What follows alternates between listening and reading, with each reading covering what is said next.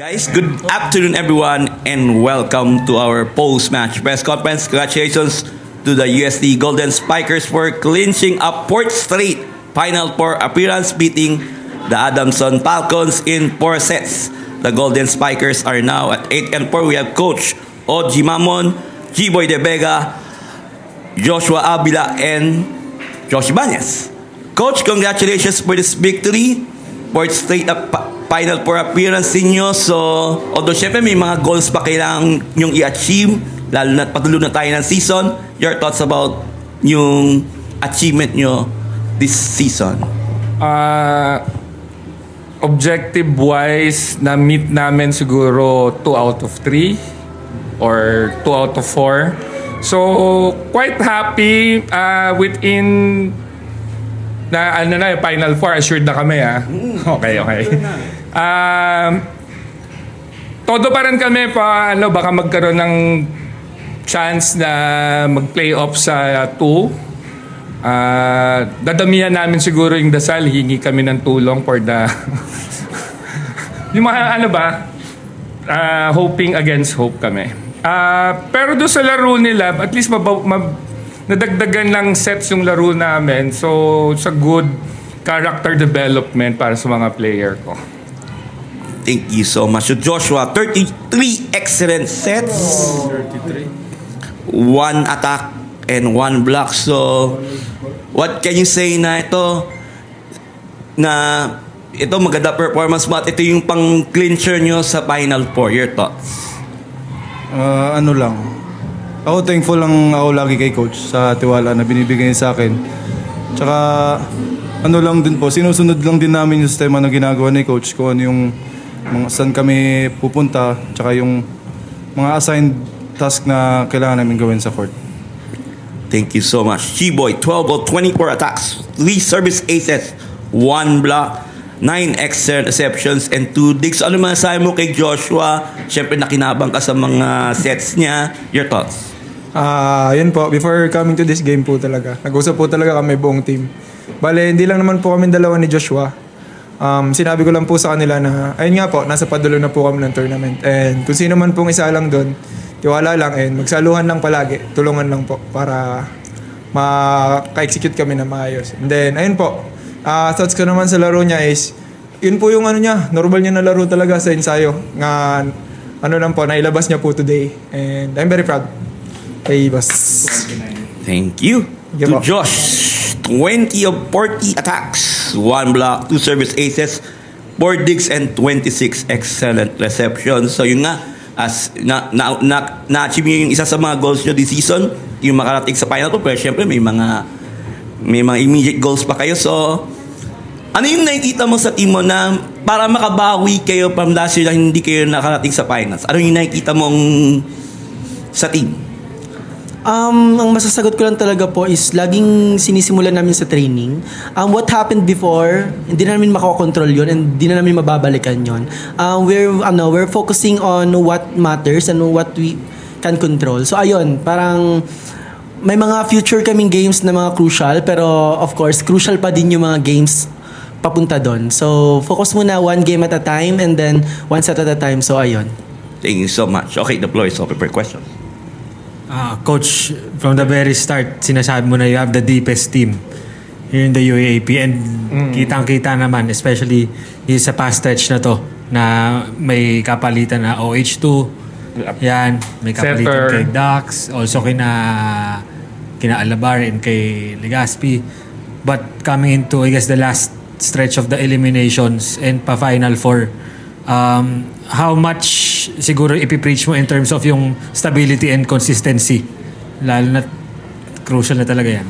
Siyempre, I have a core players sa I start with them. Someone loses focus or is not effective. I have a deep bench and I can pull anyone and we are confident in them. So, yung trust namin, hindi lang sa core, pati doon sa bench ko. All players, kasi they're working their butts up during training. So, mataas yung confidence level namin sa mga players. Coach, yung first set nga ngayon extended, tapos yung second set na natalo kayo.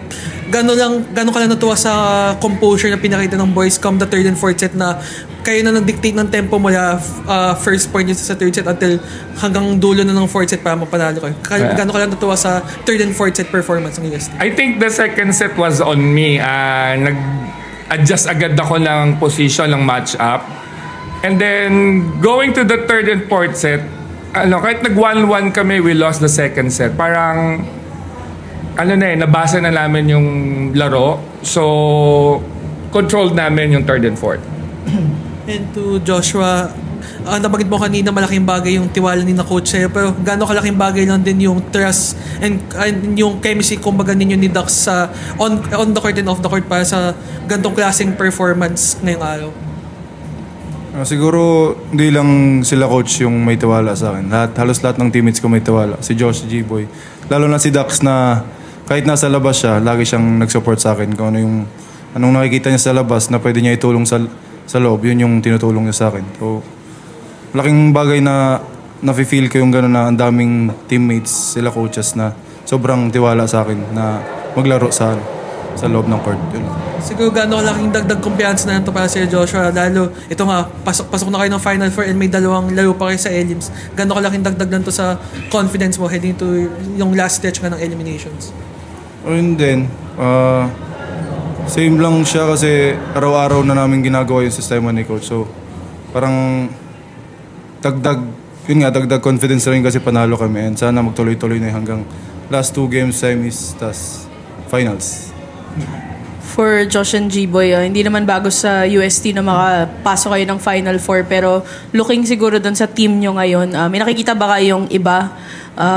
Whether that's physical or maybe yung mindset nyo na tingin nyo makakatulong sa inyo para umangat doon sa next level and finally get yung championship na gusto nyo?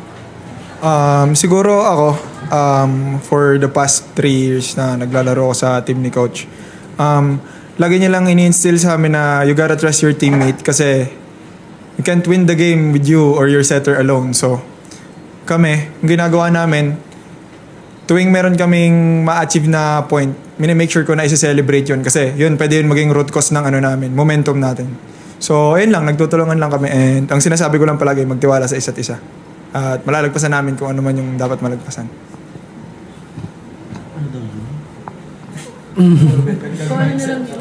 In addition to what Kuya G-Boy has said, siguro ang pinaka nag-iba sa amin is the way we think or paano namin yung mga pananaw namin sa paglalaro.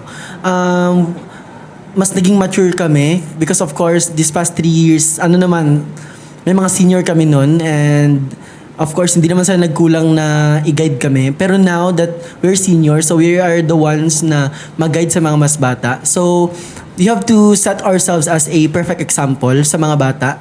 A perfect role model na may maturity na kaya mag-lead ng team. Ayun. So, although sinasabi ko lagi sa mga bata sa amin, sa loob ng court na, hindi siya nakadepende talaga sa kung anong year ka kasi anyone on the court can be a leader. To Josh and G-Boy, gano'ng kalaking as Spikers, gano'ng kalaking luxury na siguro na may dalawa kayong talented setters sa team in Ducks and also ito yung tuloy-tuloy na good games ni Joshua. Gano'ng kalaking bagay lang na may dalawa kayong talented setters sa team?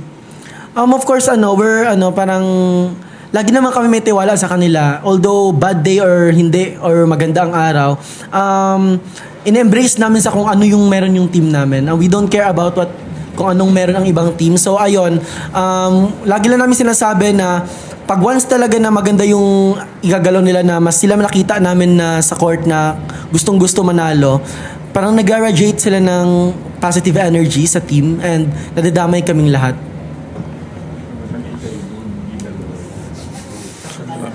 Alright. Congratulations, Coach. Ay, meron pa? Yun po. Sabi po ni Coach OG, di po dalawa yan. 3 po yan. May tinatago pa kami secret weapon, si Kevin Tabera. Bali, thankful and grateful syempre kasi binigyan po kami ng setter na kagaya nila.